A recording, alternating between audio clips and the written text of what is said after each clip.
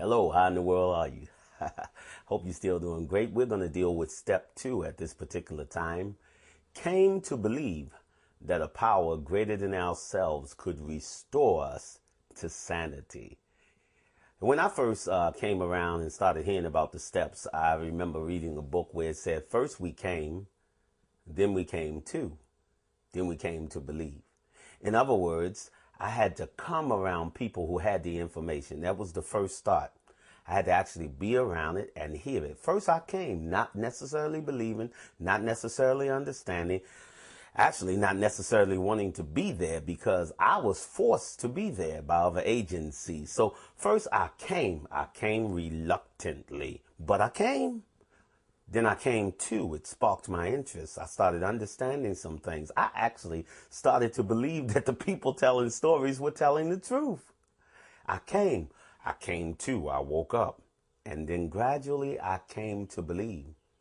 But what did I come to believe in? Well, if we go back to step 1, it tells me what I really need to believe in. When we left step 1, we kind of left people laying in the middle of the floor powerless. It's interesting to me that people come to 12-step meetings because they feel powerless in a sense.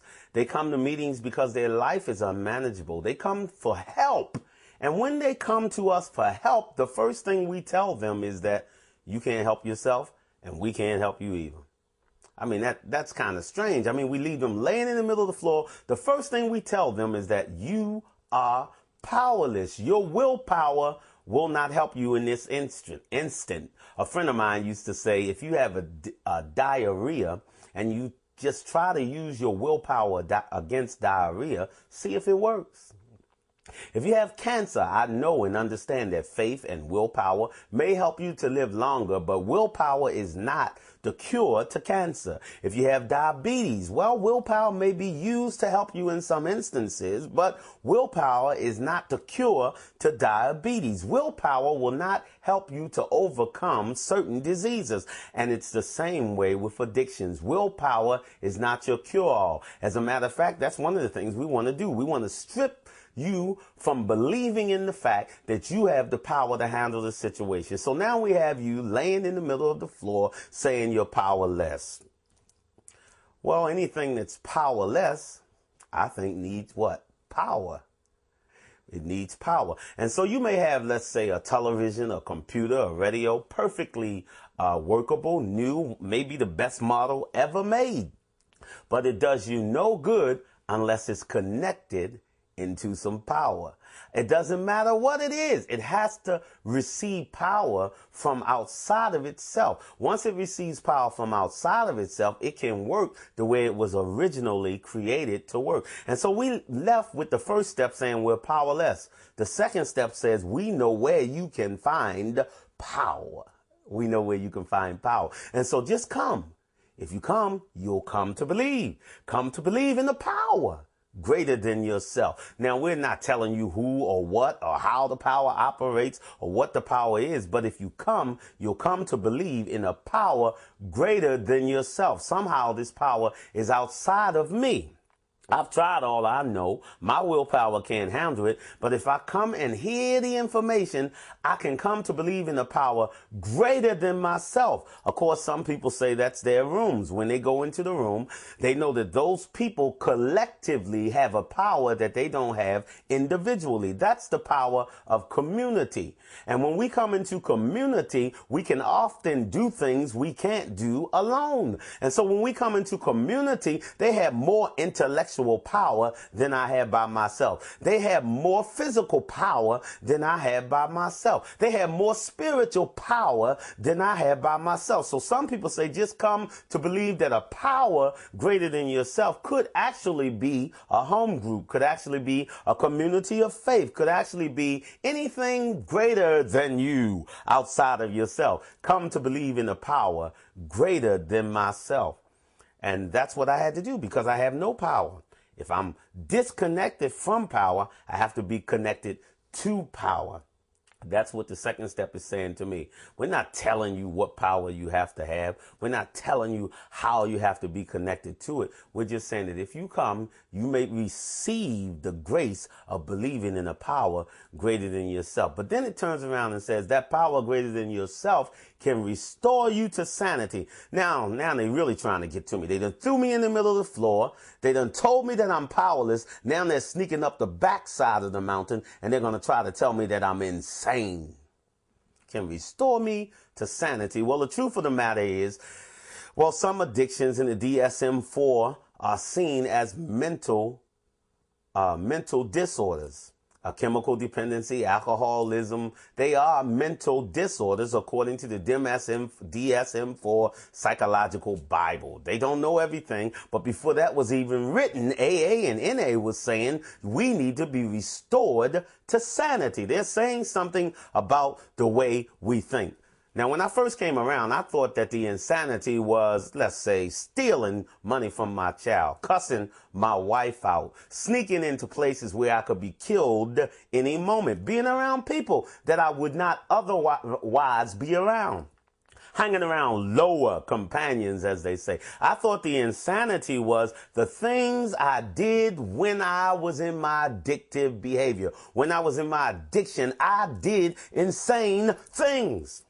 You know what? That's kind of normal.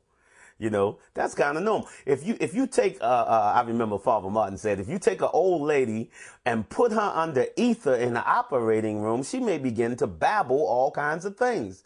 That doesn't mean she's insane. That means she has drug-affected behavior. You can take somebody that never used a certain kind of drug, and they may start to act a certain way under the influence of that drug. You may even take somebody to play the horses, and they may get excited and get elated and act a certain way while they're playing the horses. That does not mean that they're necessarily addicted to playing the horses. They may do it that day and never do it again in their life. They had a good time. They're endorphins were jumping up and down or something. But that does not mean that they're insane. What do we mean when we say restore us to sanity? Well, Bill W., who helped write the steps, Bill W. wrote the steps. He was asked one time, what do you mean by insanity? And he said he meant by insanity not the things we do when we're operating in our addiction, but let's say we stop our addiction.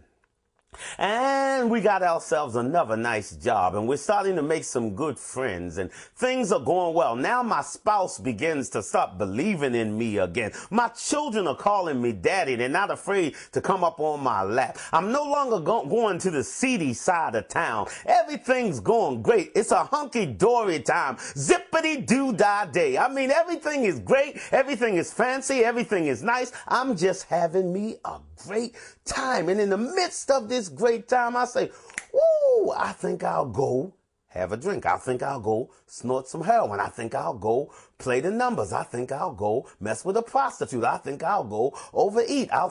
In other words, everything is fine. And all of a sudden, this little thing in the back of my head says, go for one, Bernard. Just this one time. You can do it successfully. Now, I said in step one, I was powerless. I said in step one, I was unmanageable. I said in step one that I could not predict what was going to happen to me and that I couldn't handle the situation, that I surrendered. But step two tells me that there's a little something inside my head that every now and then will spring up and say, just do it this one time. You can handle it. You know what that is? That's the insanity, Bill W. said. That's the insanity that we're talking about. That in every alcoholic, every addict, every person that's addicted, there's something in our brain that says, I can do it successfully. And it will pop up every now and then. Just this one time, I can do it successfully. The big book of Alcoholics Anonymous says that there will come certain times where we have no effective mental defense against the next drink. It said there will come times we will not have a mental defense against it. Why? Because our mind is insane in a sense, and we don't have a mental defense against it.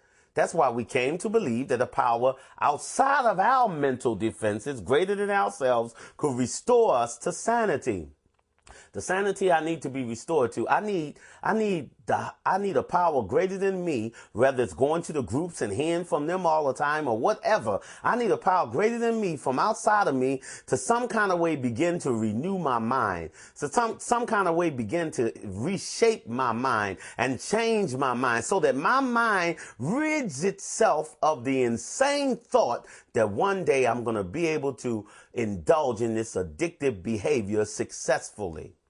I need a power to do that for me because I'm powerless and I can't do it. And they tell me that if I come to the meetings, I'll come to believe in that power. That power will somehow get a hold of me and change my thinking.